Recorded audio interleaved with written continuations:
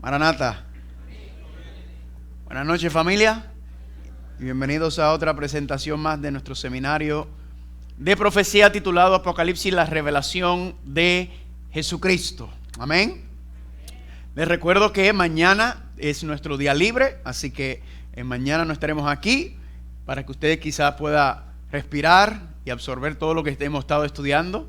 Pero el viernes regresamos con el tema la Reforma Protestante y el Evangelio Eterno. Vamos a entrar en esos versículos de Apocalipsis capítulo 12, ¿verdad? El versículo 14, 15 y 16 hasta el 17, donde se habla de la Reforma Protestante, pero eso se habla más detallado dentro de las 7 iglesias de Apocalipsis capítulo 2 y 3. Vamos a hablar un poco de eso y ver exactamente el asunto del Evangelio, cómo es que lamentablemente hay un evangelio falso que está siendo predicado. Luego regresamos el sábado. ¿A qué hora vamos a comenzar el sábado?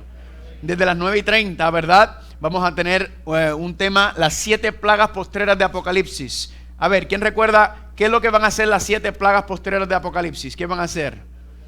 Van a deshacer los 6 días de la creación de Génesis, ¿verdad? Vamos a estudiar eso el sábado a las 9:30. Luego a las 11 tendremos el tema de la guerra del Armagedón. Les recuerdo que después del tema de las 11 tendremos almuerzo. Amén. Así que usted no se tiene que preocupar por la alimentación, la vamos a tener. Y luego entonces concluimos el sábado a las 4 de la tarde. Vamos a tener una ceremonia bautismal y tendremos el último tema, el milenio de Apocalipsis. Amén. Y nuestras vacaciones eternas. Vamos a hablar sobre Apocalipsis capítulo 21, 22 y 23, donde dice que el diablo será atado por 1000 años, ¿verdad? ¿Qué es eso del milenio? ¿Qué ocurre antes del milenio, durante el milenio y después del milenio? Todo eso lo iremos estudiando y desglosando más profundamente. También quiero decirle a las personas, a nuestros invitados, tanto los que están aquí presentes también como los que nos están escuchando por medio de Radio Sol y los que nos están viendo por medio de Salvación TV. También la iglesia de Guaynabo, cuando concluimos este sábado, no termina, ¿verdad? La iglesia de Guaynabo también está preparándose para el próximo miércoles a las 7 comenzar un curso de estudios continuo, ¿verdad? Así que no termina aquí. Aquellos que están interesados en continuar estudiando, quizás usted tiene preguntas, quizás usted tiene alguna duda sobre algo, ¿verdad? A veces este método público de presentar la palabra, a alguna gente le conviene, a otra gente le gusta más estar, ¿verdad? Tener una persona e ir más uno a uno, en grupo, en familia. Pues la iglesia de Guaynabo está preparado para que el próximo miércoles a las 7:30 empezar un curso de estudios continuos llamado del ministerio Escrito Está, ¿verdad? Otro ministerio poderoso que hace una obra grande, al igual que el ministerio para el cual yo trabajo, que se llama Amazing Facts. Amén. Las personas que están interesadas, si están aquí presentes allá en la mesa de registración, cuando entra, ahí se puede inscribir. O las personas que nos están viendo, escuchando, pueden llamar al 787-479-1005, al 787-410-1469. Ese número aparece en la pantalla ahí en Salvación TV. Pueden llamar y entonces para más información, también para peticiones de oración. Así que la fiesta no termina el sábado, amén. La fiesta continúa para seguir estudiando y profundizando. ¿Cuántos dicen amén? Así que también les recuerdo que nos queda un regalo por dar. Bueno, aquí están dando regalos todos los días. ¿Cuántos dicen amén por eso? Pero hay un regalo muy especial, ¿verdad? Este sábado, cuando concluimos en la tarde, estaremos dando la revista de Daniel y Apocalipsis, ¿verdad? Es otro material del ministerio Amazing Facts, al igual que la Vilmari les dio la revista de salud. Esta revista de salud, adivine de dónde viene también. Del ministerio Amazing Facts, amén. Así que nosotros tenemos mucho material en cuanto a la salud, en cuanto a la profecía, en cuanto a todos los asuntos relacionados a la Biblia. Y esta revista entonces se la vamos a dar a nuestros invitados cuando vengan el viernes. ¿Cuántos dicen amén? Además del primer DVD, que es el de los eventos finales, que si usted es un invitado y aún no ha recibido su DVD, también nos puede dejar saber y con mucho gusto allá en la mesa de registración. ¿Cuántos dicen gloria a Dios por tanta bendición? El tema de esta noche se titula La aflicción del alma en el día de expiación. Yo me voy a postrar para pedir la dirección del Señor. Si usted me quiere acompañar, por favor puede hacerlo. Si no, puede inclinar su cabeza ahí donde se encuentra sentado o sentada. Oremos. Padre Santo, gracias nuevamente por este privilegio que nos concedes de venir a este lugar dedicado para tu gloria y tu honra. a esta casa de oración, Padre, en el cual te damos toda la gloria y toda la honra por ser nuestro Dios. Gracias, Padre, porque hemos estado estudiando temas profundos, sabrosos, y nos hemos gozado. Y en esta noche, Padre, venimos a estudiar un tema sumamente importante a medida que, como hemos estado hablando, cómo prepararnos para los eventos finales. Pedimos que tu Espíritu nos ayude, nos dirija, nos fortalezca, para que no solamente podamos comprender y entenderlo, sino que podamos aplicar estos principios en nuestra vida. Gracias por la bendición y te lo rogamos y te lo pedimos en el nombre de Jesús. Amén. Amén. Muy bien, familia. Como hemos estado enfocándonos mayormente durante este seminario en Apocalipsis capítulo 12, ¿verdad? Apocalipsis capítulo 12 describe la historia de la iglesia o del pueblo de Dios desde el mismo comienzo hasta el mismo fin. Y dice Apocalipsis capítulo 12, versículo 17, que muy pronto, que es el único versículo que falta por cumplirse en esa profecía, dice que muy pronto se levantará la última guerra en contra de la mujer, o la última guerra del diablo, del enemigo, del dragón, en contra de la iglesia, ¿verdad? Y esa guerra final se va a desatar entre estas dos mujeres. En la mujer de Apocalipsis capítulo 12, la mujer fiel, pura, limpia, versus la mujer de Apocalipsis capítulo 17, que la Biblia le llama la ramera, ¿verdad? Y para entender, porque la pregunta es, entender o conocer las señales, los tiempos, las profecías, es muy bueno, es excelente, pero al final del día necesitamos estar preparados para estos eventos, amén. Y cómo nosotros, además de conocer o saber los tiempos, cómo podemos nosotros prepararnos. Entonces nos hemos ido a qué lugar para entender. Hemos ido a dónde, al santuario, ¿verdad? Porque en el santuario, a ver, vamos a hacer el quiz de esta noche. ¿Qué es lo que hay en el santuario? El plan de salvación. Muy bien. ¿Y cuál es el plan de salvación? El plan de salvación es que el ser humano pueda morar nuevamente en la presencia de Dios. ¿Qué es lo que impide que el ser humano pueda morar en la presencia de Dios? El pecado. Entonces, en el santuario está explicado, detallado, cómo es que Dios va a separarnos del pecado. ¿Cuántos están conmigo? ¿Cuántos dicen amén? Y ahí por eso, familia, tenemos el santuario que lo estudiamos, lo analizamos y lo vemos a la luz, porque ahí está la explicación o los pasos que tenemos que dar para nosotros entonces poder, ¿qué cosa? Regresar a la presencia de Dios. ¿Cuántos dicen amén? ¿Y cuál es el primer mueble en ese plan de salvación? ¿Cuál es el primer mueble? El altar de sacrificio, que representa ¿qué cosa? La muerte de Cristo en la cruz del Calvario. Así que nosotros tenemos que venir, ¿y qué tenemos que hacer para recibir el perdón de los pecados? Aceptarlo, ¿verdad? Aceptar el perdón, aceptar el regalo que Dios nos ha dado, aceptar ese sacrificio. Eso es donde el ser humano entra, la justificación, y recibe ese perdón, donde la justicia de Cristo entonces nos es imputada en ese momento y somos perdonados. Cuando dicen amén. Pero ahí no quedamos, porque dice Pedro en Hechos capítulo 2 versículo 38, que dice: arrepentíos y sed bautizados cada uno de vosotros en el nombre de Jesucristo. ¿Para qué cosa? Para el perdón de los pecados, y recibirás ¿qué cosa? El don o el regalo del Espíritu Santo. ¿Cuántos dicen amén? Así que el próximo paso en el plan de salvación es el bautismo. Pero no termina ahí tampoco, ¿verdad que no? Eso es solamente, estamos calentando los motores en el plan de salvación. Luego entonces pasamos del patio a ¿qué parte del santuario? El lugar santo. Y en el lugar santo, ¿cuántos muebles hay, familia? 3 muebles. Y esos 3 muebles representan los panes, el altar de incienso y el candelero. Y ya ayer hablamos un poco más sobre esto, que representa el pan y el altar de incienso. El continuo, el diariamente, como estudiando y orando, ¿verdad? La mano derecha e izquierda de la vida cristiana. La mano derecha e izquierda de cómo nosotros podemos entonces comenzar a tener una relación diaria, continua con Cristo Jesús. Amén. Y por medio de eso, familia, es que entonces se va haciendo esta obra de santificación, de purificación, de limpieza. Y alguna gente pregunta: pero yo no sé cómo estudiar la Biblia, yo no sé cómo orar. Pues gloria a Dios, usted vino al lugar indicado, amén. Porque yo le voy a enviar a usted, cuando terminemos el seminario, un plan de oración y de estudio que yo preparé, que es mi propio plan. Yo se lo comparto, pero también aquí la iglesia de Guaynabo también va a seguir con estudios continuos, amén. Así que estamos aquí para prepararnos, porque recuerden que al final del día las profecías no salvan. ¿Quién salva es quién? Cristo Jesús, amén. Ahora, el que tiene una relación diaria, íntima con Cristo Jesús, va a escuchar las profecías, va a seguirlas, porque las profecías nos dan señales sobre los eventos y las cosas que van a pasar para que todos podamos estar preparados para su venida. ¿Cuántos dicen amén? Y no solamente prepararnos nosotros, sino ayudar a preparar a otros, a ser discípulos. También hemos sido llamados. Y vimos ahí que cuando usted tiene esa relación diaria con el Señor por medio del estudio de la palabra, la oración, usted empieza a ver la gloria de Cristo. Ayer estudiamos, empieza a conocer a Jesucristo por medio de la palabra de Dios. Recuerda, la Biblia no salva. La Biblia no salva. Cristo le dijo a los fariseos: ustedes escudriñan las escrituras porque ustedes creen que en ellas está la vida eterna, pero están equivocados, porque las escrituras no da vida eterna. Las escrituras hablan de mí y yo soy el que doy la vida eterna. Amén. La Biblia entonces nos lleva a esa relación íntima y nos vamos enamorando del Señor, nuestro Señor Jesucristo. ¿Y qué ocurre ahí, familia? Entonces empieza a ver, estudiamos a qué pasa. A hacer la imagen de Dios, a restaurarse en nosotros. Amén.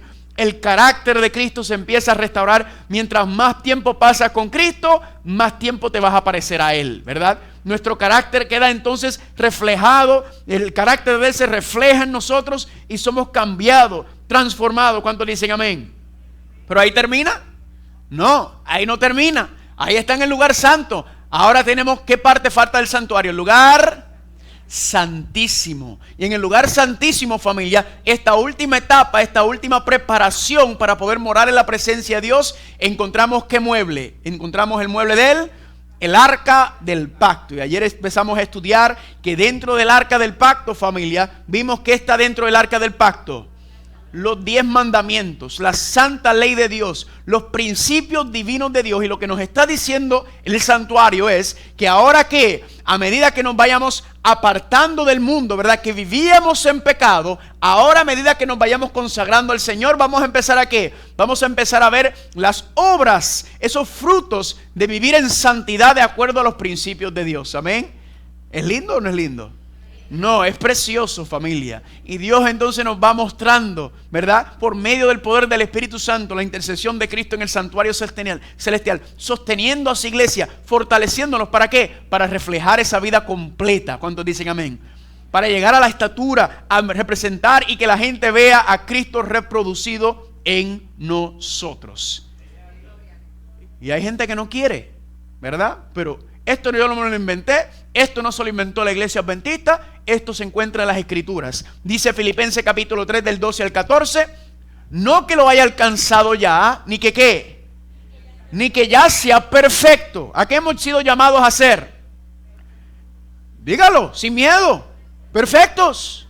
Cristo dijo que sed como, sed perfectos como vuestro Padre. Alguna gente le tiene miedo a la palabra perfecto porque piensan que tenemos que ser perfectos como Dios. Esa no es la perfección que estamos siendo llamados. Dios es divino, pero sí podamos alcanzar la vida perfecta que Cristo vivió en esta tierra. Amén. La vida de Cristo sí se puede reflejar en nuestra vida. Claro, es cuesta arriba, es lucha porque somos como somos carnales, ¿verdad? Empezamos caminando como carnal, pero el Espíritu Santo nos va santificando, limpiando, purificando para que podamos vivir a esa altura. Dice Pablo, no que yo sea perfecto, sino que ¿qué?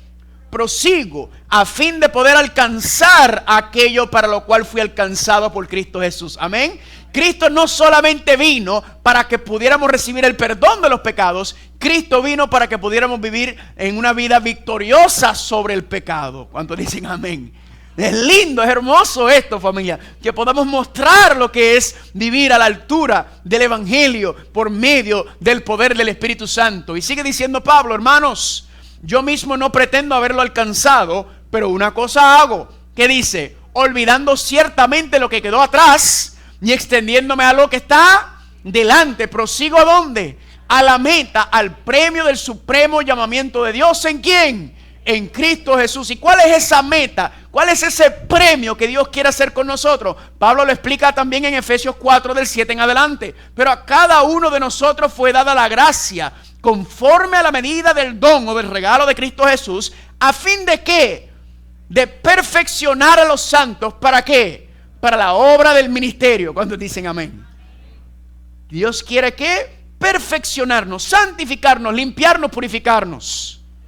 Y dice Efesios 4, termina, hasta que todos lleguemos a la unidad de la fe y del conocimiento del Hijo de Dios. ¿A qué? A un varón o una hembra perfecto, a la medida de la estatura de la plenitud de Cristo. Hay cristianos que ven esto y dicen, eso no es posible, pues usted está diciendo que Pablo está mintiendo. Usted está diciendo que la Biblia está mintiendo, porque la Biblia dice que hemos sido llamados, ¿para qué? A vivir a la altura de la medida de Cristo Jesús. Amén. Ahora, no estamos diciendo que esto es algo que pasa de la noche a la mañana, ¿verdad que no? Pero la gran problema, el gran dilema que existe hoy en el cristianismo, y vamos a ver más adelante cuando hablemos de la guerra del Armagedón, esto es algo que verdaderamente va a dividir el cristianismo, y ya lo está dividiendo. Es que los cristianos creen, usted olvídese, usted nació así carnal, usted nació pecador, usted no puede resolver ese problema, usted abróchese el cinturón y haga lo mejor que usted pueda, que cuando Cristo viene nos va a llevar al reino de los cielos. Eso no es lo que dice la Escritura. Porque la Biblia dice que nosotros, mejor dicho de esta manera, no puede haber nada impuro en la presencia de Dios. ¿Eso enseña el santuario, sí o no? Nada impuro entraba al santuario, y cualquier cosa impura que entraba al santuario, ¿qué le pasaba? Destruido. Por lo tanto, lo que nosotros tenemos, que es la cabecita, el orgullo, la envidia, la lujuria, la vanidad, todo eso no puede ir al reino de los cielos, a la presencia de Dios. Significa que todo eso tiene que ser ¿qué? Purificado, santificado, limpiado aquí en la tierra. ¿Están conmigo? Y ven y dicen, lo que pasa es que Cristo pudo vivir una vida sin pecado porque Él era Dios, porque Él era diferente de nosotros. Muy bien, claro que Él era divino. La Biblia enseña claramente que Jesucristo es uno en naturaleza con el Padre y el Espíritu Santo, divino, amén. Pero Él vino como hombre. Y Él no vino como hombre como Adán antes de la caída. Él vino como nosotros, ¿verdad? Pero les expliqué que hay una diferencia muy clara que tenemos que hacer entre nosotros y el nacimiento de Cristo. Usted y yo nacimos de padre y madre caídos, ¿verdad que sí? Pero Cristo nació ¿de qué? De María, naturaleza caída, y del Espíritu Santo. Por lo tanto, Cristo ya nació conectado al Padre, amén. Cristo ya nació en el nuevo nacimiento. Usted y yo no nacimos en el nuevo nacimiento. Nosotros tenemos que ¿qué? Decidir nacer en el nuevo nacimiento. No le dijo Jesús a Nicodemo, tienes que nacer de nuevo, ¿verdad?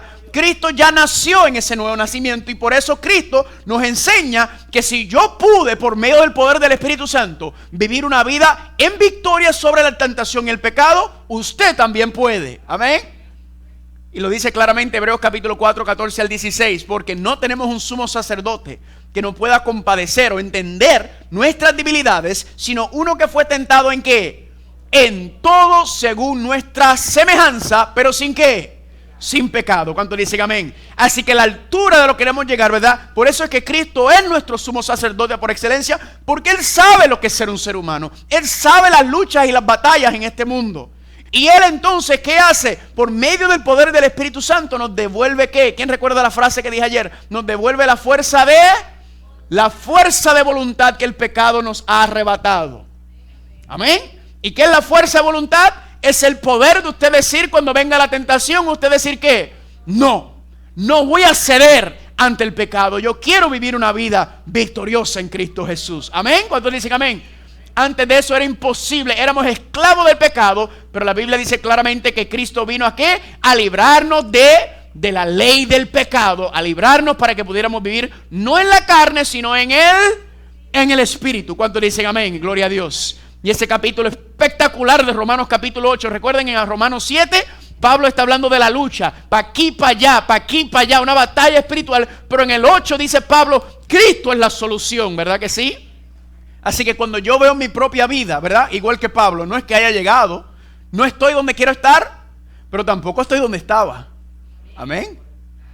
Y cuando yo veo que todavía la carne, cuando yo veo que todavía mi naturaleza carnal, ¿verdad? A veces se levanta y quiere dominar, y a veces hasta empuja a mi naturaleza espiritual. ¿Sabe lo que me dice eso?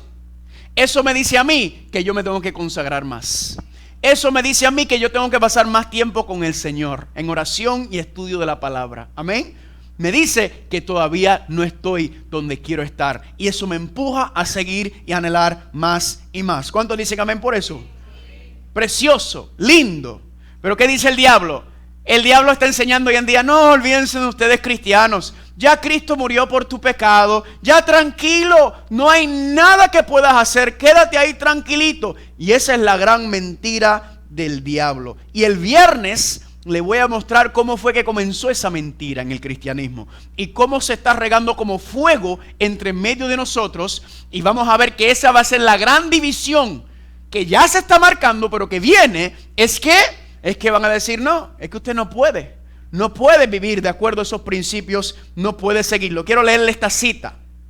Es una cita hermosa del libro El deseado de toda la gente. Para mí la mejor biografía que se ha escrito sobre la vida de Jesucristo después de la palabra de Dios. Amén. Y noten cómo está explicado cuál es la actitud de un cristiano o de una cristiana. Cuál es la actitud de una persona que ha sido perdonada por el Señor, que ha recibido la gracia del Señor, que ha sido perdonado de la culpa del pecado, de la carga del pecado. ¿Cuál es la actitud de esa persona ante la santidad de la ley de Dios? Noten lo que dice. Toda verdadera obediencia proviene del corazón. La de Cristo procedía del corazón.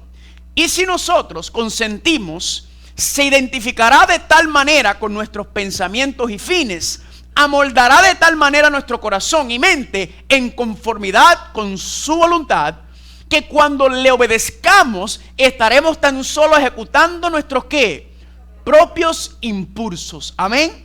Implicando que el Espíritu Santo cambia, amén, esas tendencias heredadas, esas tendencias cultivadas. El poder del Espíritu Santo, la omnipotencia de Dios puede transformar eso en nosotros, amén, para que sea primera naturaleza, vivir de acuerdo a esos principios. Y no termina ahí la cita. La voluntad refinada y santificada hallará su más alto deleite en servirle. Cuando conozcamos a Dios, como es nuestro privilegio conocerle, nuestra vida será una vida de continua obediencia. Si apreciamos el carácter de Cristo y tenemos comunión con Dios, el pecado llegará a sernos odiosos. Esa es la experiencia del lugar santísimo, familia. Eso es lo que está representado en el plan de salvación, donde miremos estos principios, donde veamos esto y nunca queremos pecar. ¿Por qué? Porque el pecado mató a Cristo. ¿Y el pecado qué es? Transgresión de la ley. ¿Cuántos dicen amén por eso? Imagínense qué cosa linda ese momento, familia, cuando Cristo venga y diga: mi querido, mi querida, gracias por querer vivir en santidad y mostrarle al mundo lo que es seguirme a mí. Amén. Ahora la pregunta es: ¿cómo podemos llegar ahí? ¿Cómo podemos seguir creciendo? Ya sabemos el estudio diario de la palabra y la oración. Ya sabemos, ¿verdad?, de compartir nuestra fe. Esas cosas, ¿verdad?, le hemos hablado de una manera u otra. Pero ¿cómo podemos llegar? Pues yo entiendo y encuentro que en el santuario, en el lugar santísimo, en el arca del pacto, hay algo más profundo. Dios tiene un mensaje más profundo que nos va a ayudar a nosotros a entender cómo podemos seguir creciendo, cómo podemos seguir acercándonos, cómo podemos seguir creciendo en la fe para llegar a la estatura de la plenitud del carácter de Cristo. ¿Cuántos dicen amén por eso? Vayan conmigo por favor a Mateo capítulo 24. Ayer empezamos a estudiar un poco en Mateo, que es un capítulo apocalíptico, varios capítulos increíbles, donde Cristo desglosa los eventos finales y está bien relacionado con el libro de Apocalipsis y el libro de Daniel. Vayan conmigo por favor a Mateo capítulo 24 y vamos a regresar al versículo 35. Ayer leímos ahí Mateo 24, 35. Cuando hayan llegado me pueden decir amén. Mateo 24, 35 dice así: el cielo y la tierra pasarán, pero mis palabras, ¿qué cosa? Quiere decir que un día llegará donde el cielo y la tierra no va a existir más. Y hablando del cielo y la tierra, está hablando de la superficie de la tierra y del primer cielo, que es la atmósfera. Serán destruidos. Versículo 36. Pero del día y la hora nadie sabe, ni aun los ángeles de los cielos, sino solamente mi Padre. Mas como en los días de Noé, así será la venida ¿de qué? Así que para entender cómo será el regreso de Cristo, tenemos que estudiar los días de Noé. Y Cristo nos da una pequeña muestra en este capítulo. Porque como los días antes del diluvio, ¿qué estaban haciendo? Comiendo y bebiendo, casándose y dándose hasta el día en que Noé entró en el arca. ¿Y no qué? No entendieron. ¿Qué fue lo que no entendieron los antidiluvianos?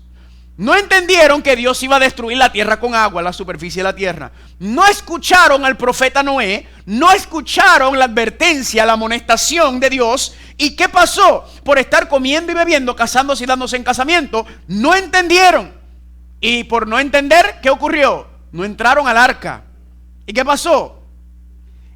Y no entendieron hasta que vino el diluvio. ¿Y qué hizo el diluvio? Se los llevó a todos. ¿Quiénes son los que se los llevó? Los que estaban afuera del arca. El diluvio se los llevó. En Lucas 21 dice que el diluvio los destruyó. ¿Por qué razón? Dice, no entendieron hasta que vino el diluvio. Pregunta, cuando empezó a llover, ¿entendieron? Pero ya era muy tarde. Porque ya la puerta de la gracia había cerrado para la humanidad en ese momento. ¿Están conmigo o no están conmigo? Ahora, ¿qué era lo que estaba pasando? Que el pueblo de Dios no estaba preparado, porque el pueblo de Dios no quiso escuchar el llamado del profeta de Dios, Noé. No escucharon a Noé. Noé no solamente estaba predicando, sino al Noé construir un arca, eso era un sermón también. Pero ellos no quisieron escucharlo.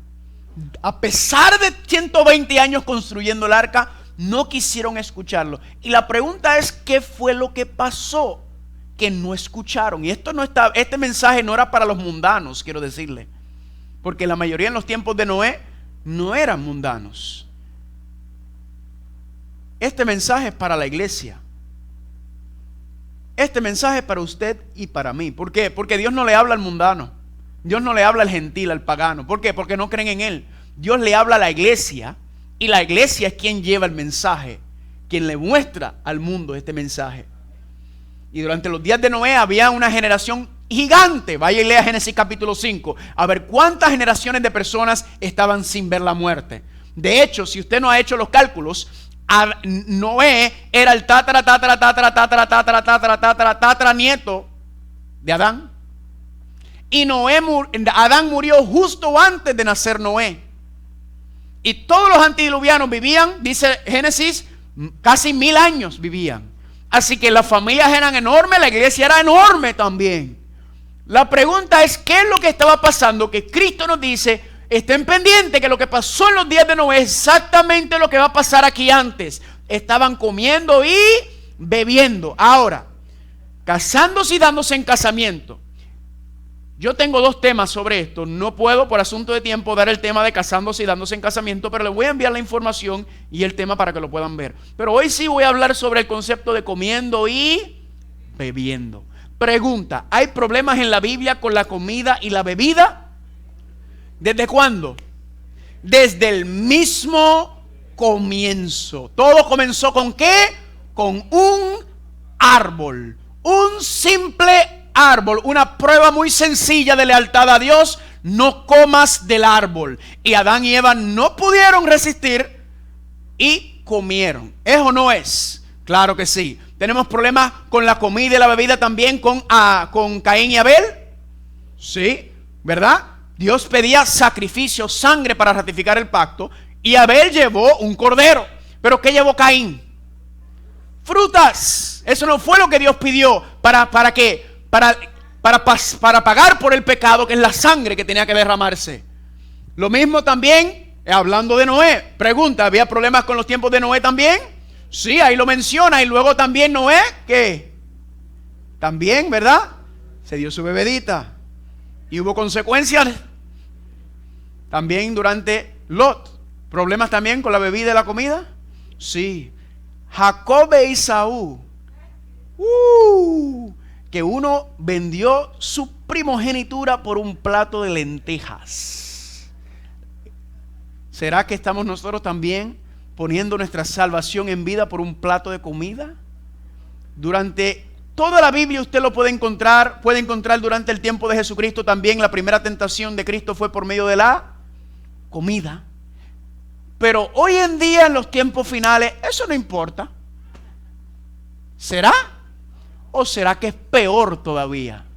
Pues familia, este asunto de la comida y la bebida es un problema serio y grave hoy en día, Pero no estoy hablando de lo que usted piensa cuando hablo de comida y bebida, porque usted piensa en comiendo y bebiendo y usted lo lee en el contexto y usted piensa que está hablando de borracheras, ¿verdad? De la gula, cosas así. Y sí, no estoy diciendo que eso no aplique en el contexto, pero hay algo más profundo, porque Dios le está hablando a la iglesia.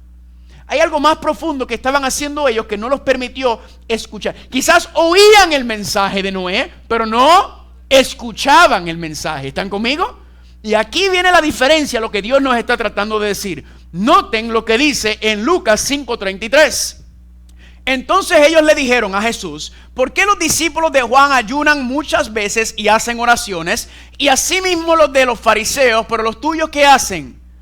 Comen y beben. Aquí está la frase, comiendo y bebiendo, ¿verdad? Le preguntaron a Jesús: ven acá, tus discípulos están comiendo y bebiendo. Vamos a ver un versículo paralelo para entender qué es comer y beber. Vayan conmigo por favor a Mateo capítulo 9. Mateo capítulo 9. Mateo capítulo 9 profundiza en este concepto. Es un versículo paralelo. Mateo capítulo 9, versículo número 14. Mismo contexto, pero presentado desde otra perspectiva. Mateo capítulo 9, versículo 14. ¿Cuántos están ahí? Dice: entonces vinieron a él los discípulos de Juan diciendo: ¿por qué nosotros y los fariseos ayunamos muchas veces y tus discípulos qué cosa? No ayunan. Jesús le dijo: ¿acaso pueden los que están de bodas tener luto entre tanto que el esposo está con ellos? Pero vendrán días cuando el esposo les será quitado, y entonces ¿qué harán? Ayunarán. Claramente aquí dice: tus discípulos comen y beben, y aquí se aclara: tus discípulos ¿qué?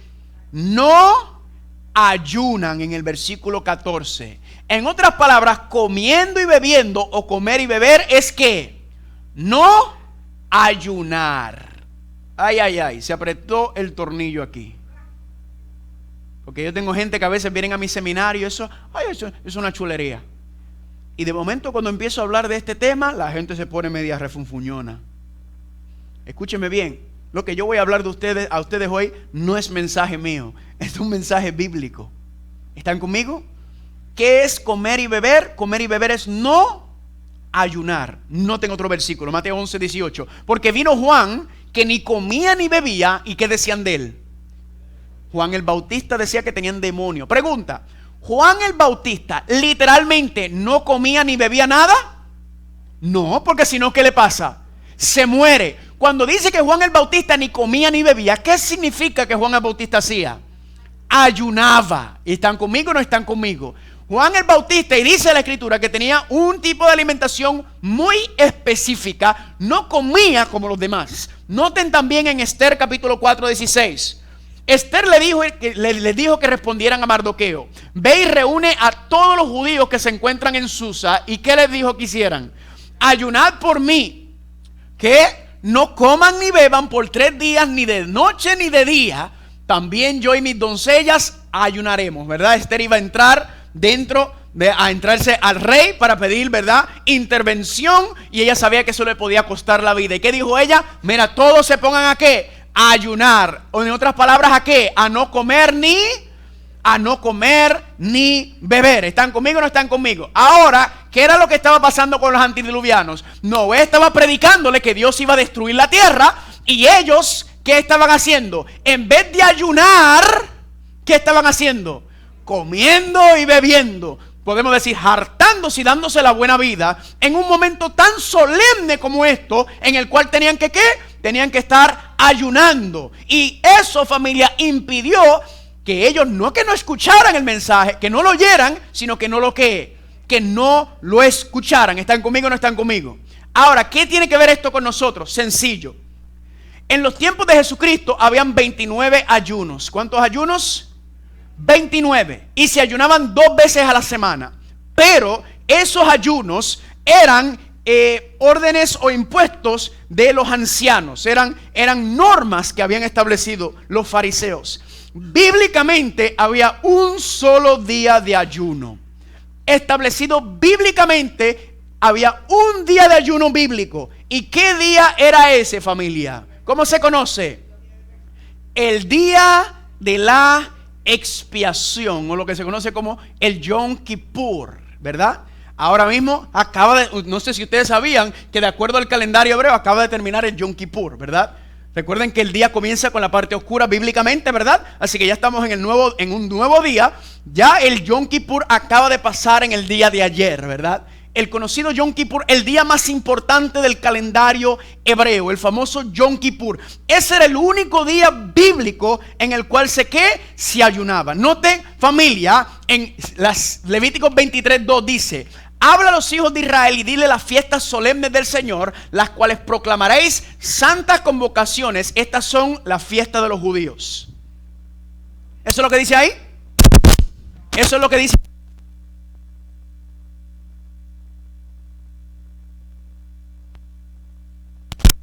1, 2, ahora sí. ¿A quién le pertenecen las fiestas? Las 7 fiestas ceremoniales. No son de los judíos, ¿le pertenecen a quién? A Dios. Quizá usted no sabe o no conoce sobre las fiestas ceremoniales. Yo lo mencioné anteriormente y en el otro seminario que doy entro en más detalles sobre las 7 fiestas ceremoniales. Estas 7 fiestas ceremoniales tenían que ver, era el calendario religioso que tenía que ver con el santuario. ¿Están conmigo? Y tenía entonces también, era parte de la regulación en asuntos de tiempo, cuándo y cómo se hacían ciertos sacrificios y en qué momento. Y estas 7 fiestas ceremoniales aparecen en Levíticos 23. Y noten, estas son las 7 fiestas ceremoniales. Primero venía la Pascua. Luego venía las panes sin levaduras. Luego venían las primicias. Ahora, si notan las fechas, decía 14, 15 y 16 de Nisan. Nisan no es un carro, Nisan es el mes hebreo, por si acaso. ¿Está bien? Y el mes hebreo, 14, 15 y 16, significa que la Pascua era el 14 de Nisan, el 15 de Nisan, el día después, panes sin levadura, y el día después las primicias. Esas son las primeras 3 fiestas. Luego viene lo que se conoce como la fiesta de la siega o las 7 semanas. Eso ocurría 50 días después. Luego venían las trompetas, y las trompetas tenían un propósito muy especial. Las trompetas anunciaban ¿qué cosa? El día de la expiación, o lo que se conoce como el Yom Kippur, el gran día del juicio, el día más importante del calendario hebreo. ¿Están conmigo? Y luego la última fiesta se conoce como la fiesta de la cosecha o de los tabernáculos. ¿Están conmigo o no están conmigo hasta ahora? Ahora, esas 7 fiestas, si usted recuerda, he mencionado, eran 7 profecías. ¿Qué eran las 7 fiestas ceremoniales? 7 profecías. Era un calendario profético por medio del Mesías. Aquí está en la diferencia entre el viejo pacto y el nuevo pacto, que lo estudiamos la semana pasada. Aquí aparecen las fiestas ceremoniales, que son profecías, pero en el nuevo pacto esas fiestas ceremoniales tienen un cumplimiento. ¿qué? Un cumplimiento profético. ¿Por medio de quién? Por medio de Jesucristo, amén. Era un calendario profético que identificaba y señalaba al Mesías en sus diferentes aspectos de cómo él iba a resolver el problema del pecado. ¿Cuántos están conmigo hasta ahora? Ahora, esas 7 fiestas proféticas, ¿cómo era que se manifestaron? Sencillo. La Pascua, 14 de Nisan, ¿qué pasó en ese día? Murió Cristo el viernes. Luego el próximo día, 15 de Nisan, ¿qué ocurrió? Los panes sin levadura, representando que la carne de Cristo no iba a haber corrupción en la tumba. Como igual que ¿qué? Igual que el maná. ¿Recuerdan que el maná se recogía doble porción y no se podría, verdad? En el sábado, ¿por qué? Representando la carne de Cristo sin corrupción. ¿Cuántos dicen gloria a Dios por eso? Y luego el 16 de Nisan, el próximo día, representando las primicias. ¿Qué representaba? La resurrección. ¿Cuántos dicen gloria a Dios por esto? Profecías, y se cumplieron exactamente al pie de la letra estas fechas proféticas. Pero ahí no terminó el calendario profético, sino que luego vino ¿qué cosa? El Pentecostés. A los 50 días, Hechos capítulo 2 dice que se manifestó el gran día del Pentecostés, cuando descendió la lluvia temprana, el Espíritu Santo, y la iglesia comenzó a llevar con fuerza y poder el evangelio al mundo entero. Y luego pregunta, ¿nos habla de la Biblia sobre las trompetas? Sí, hay 7 trompetas en Apocalipsis. Y esas 7 trompetas, ¿qué están anunciando? Que pronto iba a llegar el día de la expiación. En este caso no es un día, sino ahora es ¿qué? Un proceso de limpieza o un proceso de expiación, y luego concluye con la única fiesta que no ha empezado, en la fiesta de los tabernáculos. Y esa va a ser cuando ¿qué? Cuando moremos nuevamente en la presencia de Dios. Gózatelo. Y eso va a ocurrir en la segunda venida de Cristo y se manifiesta en su mayor esplendor en el cielo nuevo y en la tierra nueva. ¿Cuántos dicen amén? Todas las demás fiestas, las primeras 5, nos encontramos ahora mismo ¿en dónde? En el Yom Kippur profético, en el proceso de expiación. La única fiesta que falta es la fiesta de los tabernáculos. ¿Cuántos están conmigo? Y si usted recuerda, habíamos estudiado que estaba el servicio diario y el servicio anual. El diario, recuerdan que el sacerdote venía, los sacerdotes ministraban entre el patio y el lugar santo diariamente, sacrificaban al cordero, luego se lavaban las manos, entraban al lugar santo y ahí entonces hacían los servicios de ministrar también diariamente. En ese servicio se tomaba la sangre. ¿Y qué se hacía con la sangre? La sangre se tomaba y se derramaba hacia el arca del pacto, porque la paga del pecado es la muerte, pero la sangre no llegaba al arca del pacto porque se paraba ¿en dónde? En el velo. Y ahí quedaba el velo durante todo el año. Quedaba el pecado. Recuerden lo que representaba, que decía Dios: tráeme tu pecado que yo me voy a encargar de él. Tráeme tu pecado, vete tú, tus pecados son perdonados. Traía el pecador su cordero. ¿Y qué le decía el sacerdote? Vete, tus pecados te son perdonados. Pero le decía que no peques más. Y usted se iba del santuario ¿cómo? Tranquilito, la conciencia tranquila, porque tus pecados son perdonados. Pero ¿qué pasaba con ese pecado? Es representado por la sangre. Era derramada sobre el velo. ¿Y qué representaba el velo? ¿Quién recuerda? La carne de Cristo. Dios mismo no solamente nos perdonaba nuestros pecados, sino que Él se los tiraba encima a Él mismo. Lindísimo todo esto, precioso. Pero eventualmente esos pecados había que sacarlos. Se acumulaban durante 359 días al año según el calendario religioso. Era un ciclo perfecto. Pero un día al año, ¿qué se hacía? Había que ¿qué? Purificar el santuario. ¿Y qué día era que se purificaba? En el día de expiación. El sumo sacerdote entraba al lugar santísimo. ¿Están conmigo o no están conmigo? Vayan conmigo a Levíticos 23, por favor. Vamos a leer lo que dice ahí. Levíticos capítulo 23. ¿Qué dice ahí sobre el día de expiación? Levíticos capítulo 23. Vamos a leer el versículo número 27. Levíticos 23. Estamos primero analizando el día de la expiación en el viejo pacto, para luego entonces darle una aplicación en el nuevo pacto para usted y para mí. ¿Cuántos dicen gloria a Dios? Es lindo esto, familia. Hermoso y precioso lo que Dios enseña. Levíticos capítulo 23, versículo número 27. A los 10 días de este mes séptimo será el día de la expiación. Tendrán santa convocación. ¿Y qué tenían que hacer ellos? Afligir vuestras almas. Y ofrecerá ofrenda encendida al Señor. Ningún trabajo harás en ese día, porque es día de ¿qué? Día de la expiación. ¿Y para qué existía el día de la expiación? Para reconciliarlos delante del Señor vuestro Dios. ¿Cuál era el propósito del día de la expiación? Reconciliarnos ¿con qué? Con Dios. ¿Por qué necesitamos reconciliación con Dios? Por culpa del pecado. En el día de la expiación, ¿qué se hacía? La reconciliación culminaba. Amén. La reconciliación comenzaba en el altar de sacrificio con la muerte del cordero, pero la reconciliación es un proceso. ¿Y cuándo culminaba la reconciliación? En el día de la expiación. Era el día en que se sellaba esa reconciliación. ¿Están conmigo o no están conmigo? Y el sumo sacerdote entraba al lugar santísimo en ese día a representar al pueblo de Dios frente a Dios. ¿Están conmigo? ¿Y el pueblo qué tenía que estar haciendo, familia? El pueblo estaba afuera haciendo. ¿Cuál es la responsabilidad del pueblo mientras el sumo sacerdote entraba al lugar santísimo? Afligiendo el alma. ¿Están conmigo? Noten Levíticos 16, 15 al 17. Este capítulo completo habla del día de la expiación. Después degollará en expiación o limpieza, purificación, el macho cabrío expiatorio que era por el pueblo, y meterá la sangre de él del velo adentro. ¿Qué estaba detrás del velo? El arca del pacto, el lugar santísimo. Y la esparcirá sobre el propiciatorio. ¿El propiciatorio qué es? el arca del pacto y delante del propiciatorio. ¿Qué ocurría ahí? Así purificará el santuario. Pregunta, ¿por qué había que purificar el santuario? Porque estaba ¿qué? Sucio. ¿Qué era la suciedad que hacía que tenía el santuario sucio?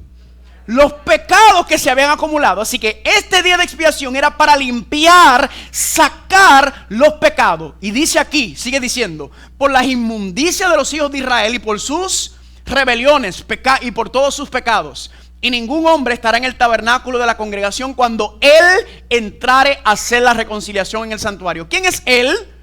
El sumo sacerdote en este contexto era Aarón. Hasta que él, el sumo sacerdote, salga y haya hecho la reconciliación por toda la congregación de Israel. ¿Están conmigo o no están conmigo? Ahora, ¿qué hacía el pueblo en este momento? Afligir el alma mientras el sumo sacerdote entraba a hacer su obra final. Significa, ¿qué es afligir el alma? La palabra afligir o aflicción en hebreo es la palabra anao, que significa humillarse, debilitarse, someterse. ¿Están conmigo? En este día en especial era el día de humillarse, debilitarse y someterse ante ¿quién? ¿Saben por qué? Porque si en ese día usted no afligía su alma y ese día usted no se ponía a cuentas con Dios, dice que todo el que no afligía el alma, ¿qué le pasaba? Era borrado del libro y sacado fuera del campamento. Y si usted lo sacaban del campamento, usted no tenía ni comida, ni agua, ni protección. ¿Y qué le esperaba fuera del campamento? En el desierto, la muerte segura. ¿Era importante el día de expiación? El día más importante. ¿Saben por qué era el día más importante? Porque si el pueblo, pero más aún el sumo sacerdote, no hacía exactamente las órdenes que Dios le dio y no se limpiaba el santuario, ¿saben lo que pasaba? Que Dios no podía morar con el pueblo por el próximo año. Y si Dios no moraba con todos ellos, ¿qué le iba a pasar? 3 millones muertos en el desierto sin Dios. ¿Me están entendiendo, familia? Tan importante era que nunca fallaron. Ahora, noten, Segunda de Crónicas 7:14. Esta es la aflicción. Si sé que, si os humillare mi pueblo, sobre el cual mi nombre es invocado, y oraren y buscaren mi rostro y se convirtieren de sus malos caminos, entonces ¿qué dice Dios? Yo iré desde los cielos y ¿qué haré? Y perdonaré sus pecados. ¿Cuántos dicen amén? Este era el día, familia, de la aflicción del alma. El pueblo estaba afuera identificando cuáles, buscando y poniéndose a cuentas con Dios, sacando los pecados, confesando pecados, poniéndose al día con el Señor para saber que estaban bien, para que no fueran borrados, para que no fueran sacados. Ahora, si era el día en el que se tenían que venir a afligir, a buscar confesar, arrepentimiento de pecados, pregunta, ¿era la ley importante, sí o no? Claro que sí, porque la ley, ¿qué señala? El pecado, porque el pecado es la transgresión de la ley. Ahora, todo eso era lo que se hacía en el viejo pacto, en el santuario terrenal, con el sumo sacerdote terrenal. ¿Están conmigo? Pero si eso entonces son profecías, significa que tiene que tener ¿qué cosa? Un cumplimiento profético por medio de ¿quién? De Cristo. Amén. Significa que todo era una demostración, no de un santuario terrenal y un sumo sacerdote terrenal, sino de un santuario celestial en el lugar santísimo celestial. ¿Y quién es el sumo sacerdote por excelencia? Cristo Jesús. ¿Cuántos dicen amén? Ahora, si recuerdan, en Daniel capítulo 8 estábamos estudiando y ahí decía que salió el cuerno pequeño, el anticristo. ¿Y qué estaba haciendo en Daniel capítulo 8? ¿Quién recuerda? ¿Estaba qué? Pisoteando el continuo, pisoteando el santuario, pisoteando el plan de salvación, ¿verdad? Y Daniel ve eso y está espantado de lo que está viendo en visión. Y luego decía, Daniel vio que un ángel le preguntó a otro, Daniel 8:13. Entonces oí un ángel que hablaba y otro de los ángeles preguntó a aquel que hablaba: ¿hasta cuándo durará la visión del continuo sacrificio y la prevaricación asoladora, entregando el santuario y el ejército para hacer qué? Pisoteado. En otras palabras, Daniel ve a estos dos ángeles que hablan, y un ángel le dice al otro: oye, ¿hasta cuándo Dios va a seguir permitiendo que este cuerno pequeño, este anticristo, siga pisando el santuario, siga deshaciendo el plan de salvación? ¿Hasta cuándo? ¿Y cuál fue la contestación? Y él me dijo: ¿hasta qué? 2300 tardes y mañanas, y el santuario sería... el santuario sería purificado. Esa frase yo la había visto anteriormente. ¿Dónde fue que vimos la frase el santuario sería purificado? En Levítico 16:16, que tiene que ver con el día de la expiación. ¿Están conmigo? Así que la purificación del santuario ocurría ¿cuándo? Cuando el sumo sacerdote entraba al lugar santísimo. Pero este es en el viejo pacto, Levítico 16. Pero ¿dónde encontramos el cumplimiento profético? En Daniel 8. ¿Hasta qué? 2300 tardes y mañanas o 2300 días. Y nosotros ya sabemos que por medio de la profecía apocalíptica, un día profético equivale ¿a qué? A un año literal. Así que ¿qué iba a pasar al final de los 2300 años, familia? No era en un santuario terrenal y un sacerdocio terrenal, sino que ¿qué? El verdadero sumo sacerdote Cristo Jesús iba a pasar del lugar santo en el santuario celestial que leímos en Apocalipsis capítulo 1, capítulo 8. Iba a pasar ¿a dónde? Del lugar santo al lugar santísimo. Y también lo estudiamos también en Daniel capítulo 7. ¿Recuerdan la visión? Que llevaron al Hijo y comenzó el juicio y lo llevaron de frente al Padre. ¿Cuántos dicen amén? Ahora, nosotros hemos estudiado esas fechas proféticas y haciendo los cálculos sabemos que esos 2300 años terminaron ¿en qué año? En el 1844. Si usted está aquí esta noche, o si me está escuchando, me está viendo, y usted no sabe de lo que estoy hablando, no se preocupe, no cunde el pánico. Yo le voy a enviar ese estudio, porque ese estudio, esas profecías de tiempo en este seminario, yo no los voy desglosando, solamente le estoy dando el marcador. Pero le voy a enviar las notas, le voy a enviar la información. Usted puede ir a la página Descubriendo el Apocalipsis, que es mi página que tenemos en YouTube, y ahí usted puede entrar y hay un tema que se llama el Tribunal Supremo en el lugar santísimo. Ahí voy desglosando todo el aspecto del tiempo y las profecías. ¿Están conmigo o no están conmigo? Hasta ahora solamente estamos hablando de estos eventos dentro del marco de lo que usted y yo tenemos que hacer. ¿Cuántos están conmigo hasta ahora? Ahora, si Cristo ya entró en el lugar santísimo del santuario celestial, significa que ¿qué tenemos que estar haciendo nosotros? Afligiendo el alma. ¿Por qué? Porque ya nuestro gran sumo sacerdote ha comenzado su fase final como sumo sacerdote, ha entrado al lugar santísimo del santuario celestial, y significa que nosotros aquí en la tierra tenemos que estar como de fiesta, con el chacalaca, afligiendo el alma. ¿Qué es afligir el alma? Daniel 9, 3 y 4 lo explica. Volví mi rostro al Señor Dios, buscándole en oración y ruego, en ayuno, cilicio y ceniza. Y oré al Señor mi Dios e hice ¿qué? Confesión. ¿Confesión de qué? ¿Y qué es el pecado? ¿Significa que la ley todavía está válida en el día de hoy? Para siempre, por siempre y eternamente será los principios de Dios. El día de expiación se oraba, ruego, ayuno, cilicio, ceniza y confesión. Cilicio y ceniza es el cambio de vestimentas. Y aquí nuevamente vemos el ayuno involucrado en el día de expiación. ¿Cuántos están conmigo? Ahí otra vez cuando menciona el ayuno, la gente no se pone muy contenta. Pues yo les voy a enseñar que el ayuno es una gran bendición. ¿Por qué lo digo? ¿Qué es el ayuno? Yo le voy a mostrar, yo leí en una matutina hace muchos años atrás la mejor explicación o definición de lo que es el propósito y la razón del ayuno. ¿Cuál es? Dice así: el principal beneficio que se obtiene del ayuno es ¿qué cosa? La claridad mental, que proviene de ¿qué? De una abstinencia total o parcial. Noten que ayunar no significa que no puedes comer de los alimentos, y escuche bien para cuál es el propósito, y capacita a la persona a percibir la voluntad de Dios en forma más clara. Esa es la definición espiritual del ayuno. Usted puede ayunar para perderse algunas libritas y ponerse el traje de baño, ponerse el vestido que se quiere poner para la fiesta o algo así. Perfecto. Hay beneficios físicos para el ayuno y eso está comprobado. Pero aquí estamos hablando de un asunto espiritual. ¿Y cuál es el propósito del ayuno? Tener claridad mental. ¿Será que entonces nuestras mentes están opacadas?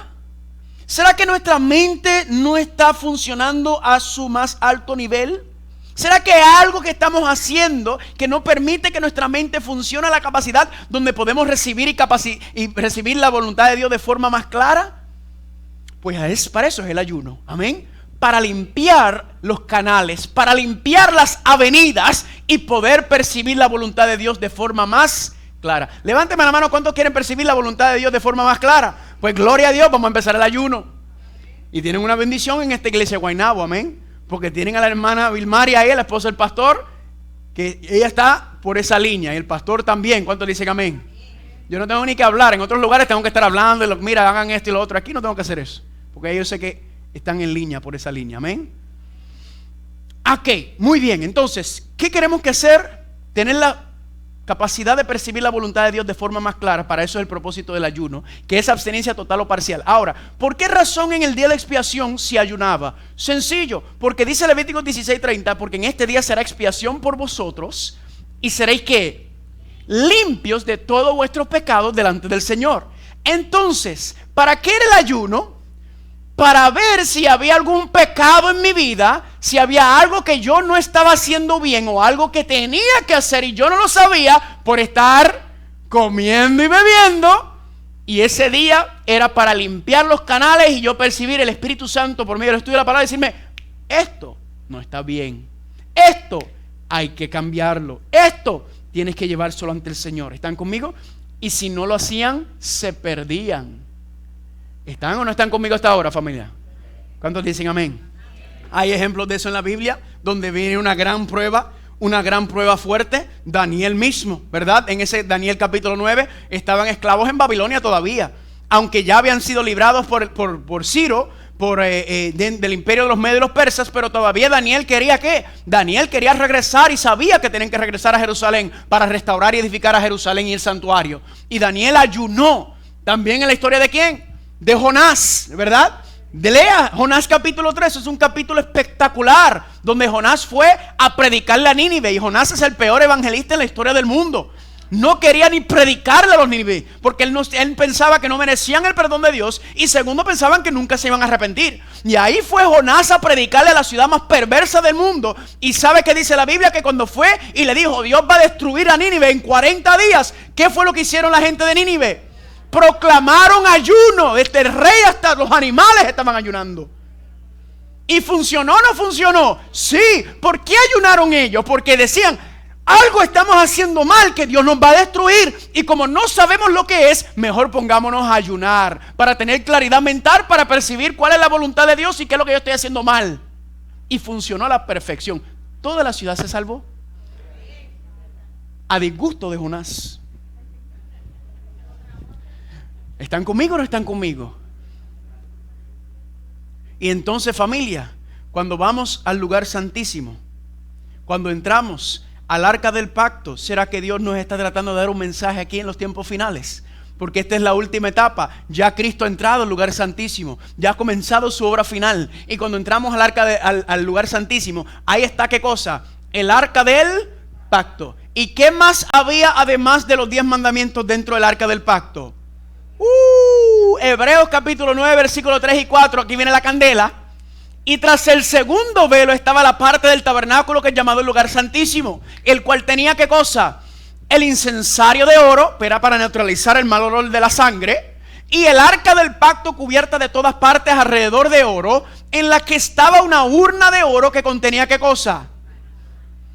¿Qué era lo que estaba dentro del arca del pacto? Además de los 10 mandamientos, el maná. Pregunta, familia, ¿de dónde venía el maná? Entonces podemos decir que el maná es menú celestial. Sí. ¿Será que Dios nos está tratando de decir algo con el maná en el lugar santísimo? ¿Será que Dios nos está tratando de decir el camino de regreso a la presencia de Dios aquí en el lugar santísimo incluye qué cosa? que hay que comer como se come en ¿dónde? ¿Y cuál fue el menú que Dios le dio originalmente al ser humano? Una alimentación como basado en plantas vegetales. ¿Están conmigo o no están conmigo?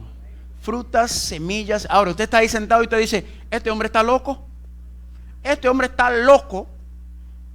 No, porque yo te acabo de enseñar lo que dice la Biblia. Yo no estoy diciendo que usted tiene que dejar de comer todo y solamente comer eso para salvarse. Eso no es lo que estoy diciendo. Yo lo que estoy diciendo es que la Biblia me está diciendo a mí que antes de que Cristo salga del lugar santísimo, por mi propio beneficio, yo debería empezar a buscar claridad mental para saber si hay algo en mi vida que no va de acuerdo a la voluntad de Dios, o si hay algo en mi vida que no estoy haciendo que debería hacer. Y la forma de hacer eso es como, por medio del ayuno. El mensaje de Dios, ¿cuál es? Que debemos ir empezando a mejorar nuestra alimentación. Amén. Empezando a encaminarnos hacia una alimentación más natural, más pura, como fue en el principio. Y le voy a decir más. En el reino de los cielos no va a haber ni Taco Bell, ni Kentucky Fried Chicken, ni Pizza Hut, ni nada de eso. Así que ¿por qué no ir acostumbrándonos ahora? Para que después, cuando llegue al reino de los cielos, yo no quiero estar aquí no hay pollo frito. ¿Me están entendiendo? ¿El mensaje cuál es? El mensaje es, ¿por qué no empezamos a abrir las avenidas, a abrir los canales por el cual el Espíritu Santo nos quiere hablar, para que podamos percibir la voluntad de Dios? Y para eso tenemos que empezar ¿a qué? A empezar a alejarnos ¿de qué? De la alimentación de Babilonia. ¿Por qué, familia? Y no estoy hablando solamente de las carnes inmundas. Eso ya está claro, de que Dios en ningún momento propuso que el ser humano comiera carne, y cuando nos dio permiso de comer carne, dice que fueron carnes limpias, animales limpios, y eso pasó en Génesis. Eso no es de los judíos, porque los judíos no aparecen hasta el final del libro de Génesis. Desde un principio Dios estableció cuáles son los animales limpios y los animales no limpios. Pero ¿cuál es el problema de hoy en día? Que hasta los animales limpios están contaminadísimos, porque hoy, familia, casi todo está contaminado. Y Dios, si quiere prepararnos para llegar al reino de los cielos, ¿qué nos está diciendo? Vamos a empezar a tratar de limpiar un poco este cuerpo, ¿verdad? Esta máquina que nos ha dado, que es el instrumento que Él quiere utilizar para hablarme y para ejecutar su voluntad por medio de mí, para que podamos empezar a percibir la voluntad de forma más clara. Ahora, le hago una pregunta. ¿Es esto bíblico lo que estoy hablando? ¿Es bíblico o no es bíblico? Daniel, capítulo 1. Daniel es el manual de preparación para los eventos finales. Y Daniel, el primer problema, el primer capítulo en Daniel, ¿qué ocurre? Ahí estaban estos 4 muchachitos, ninguno pasaba de 20 años, y fueron llevados príncipes, comían lo mejor comida en Jerusalén, y fueron llevados a Babilonia. Y les dijeron que Nabucodonosor, el rey de Babilonia, los quiso convertir en babilónicos. ¿Y qué le hicieron? Coman de la comida del rey. Lo mejor comida de todo el mundo era el banquete de Babilonia. Le ofrecieron lo mejor, ahí había de todo: chicharrones, lechón, Burger King, todo lo más rico que hay. ¿Y qué pasó? Lo más seguro había cordero, lo más seguro había pollo, lo más seguro habían carnes limpias. Pero esos 4 muchachos, ¿qué dijeron? Viendo el reto que tenían de frente, viendo dónde estaban y la guerra espiritual que se estaba desatando en contra de ellos, estando en la boca del lobo, estando ahí, y tenían que mantenerse firme y fiel ante Dios, ellos decidieron ¿qué? Regresar a Génesis capítulo 1. Decidieron regresar a original. ¿Por qué razón? Porque sabían que necesitaban ¿qué cosa? Claridad mental para percibir la voluntad de Dios de forma más clara. ¿Cuántos están conmigo hasta ahora? ¿Funcionó o no funcionó? Funcionó a la perfección, familia, porque dice en Daniel capítulo 1 y el resto del capítulo que Daniel, más que los otros también, recibieron ¿qué? Ciencia, sabiduría, discernimiento, y Dios lo utilizó de manera poderosa. ¿Para qué? Como un testimonio para su pueblo y para nosotros en estos tiempos finales. ¿Están conmigo o no están conmigo? Pregunta: ¿hay una guerra ahora mismo?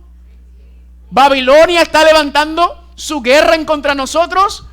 Nos encontramos nosotros en la boca del león, del lobo, como Daniel y sus muchachos. Entonces, ¿qué debemos estar haciendo nosotros? Buscando tener claridad mental. ¿Cuántos dicen amén por esto? Todo esto, familia, es el mismo mensaje. Le guste o no, perdóneme si usted se siente incómodo por este mensaje, pero este es el mensaje de Dios. Dios quiere salvarnos. Dios quiere librarnos.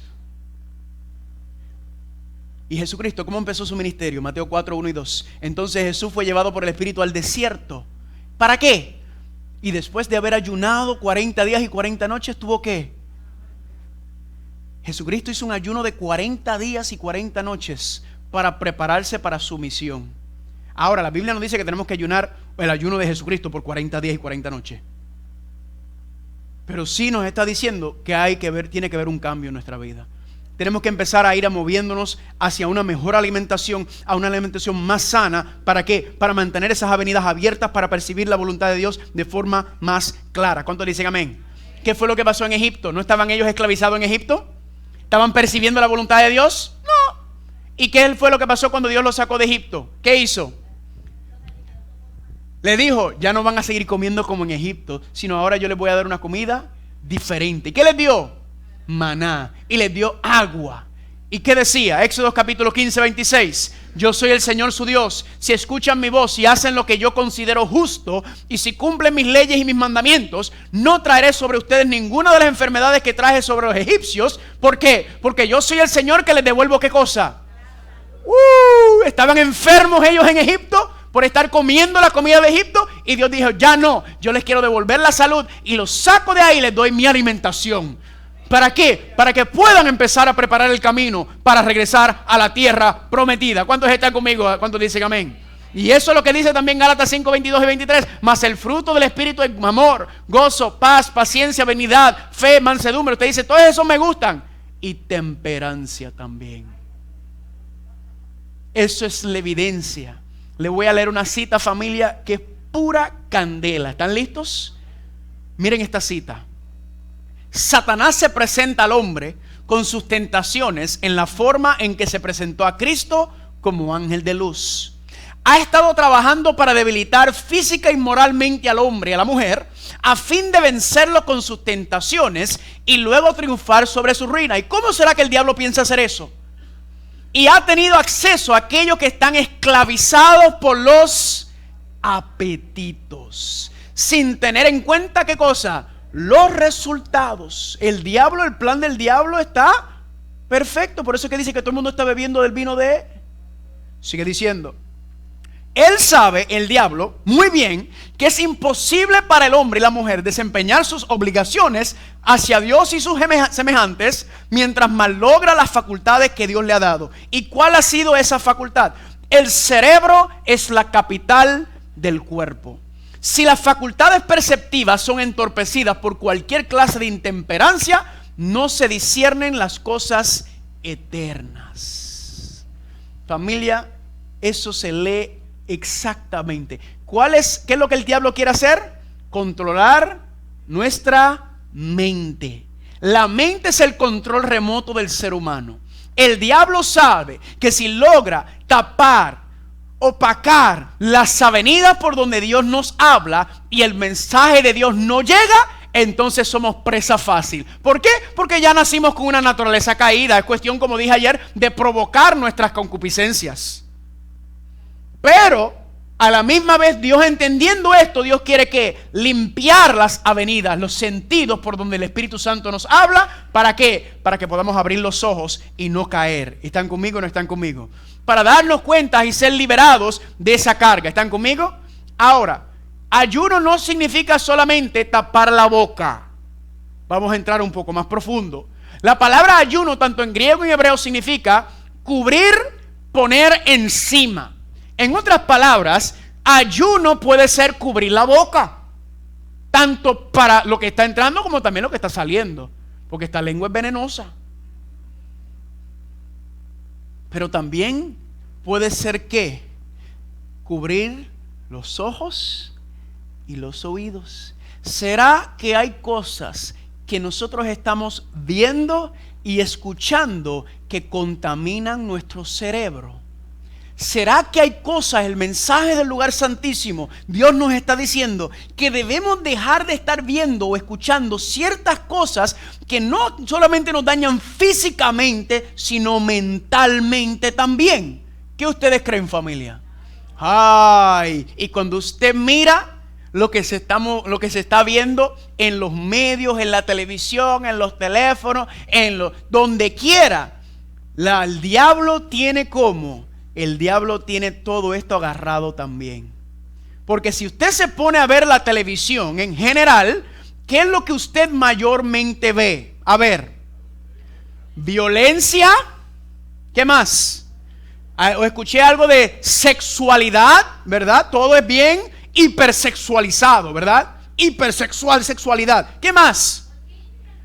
Chismes, venganzas, espiritismo, y podemos seguir. Solamente le estoy dando las ideas más generales. De eso trata el 90, para no hacerme el científico, el 99% de las cosas que se ven en la televisión y se escuchan son que tienen que ver con alguna de esas categorías, y todo eso es lo que el diablo quiere meter aquí. Y escúcheme bien, esto es como una computadora. Lo que usted meta, el programa que usted meta en una computadora, esa computadora eventualmente, ¿qué va a hacer? Lo va a ejecutar. Y el diablo entonces logra, ¿qué quiere hacer? Opacar, enfermar nuestra mente. ¿Están conmigo o no están conmigo? Y aquí el principio número 1 de la psicología 101, ¿cuál es?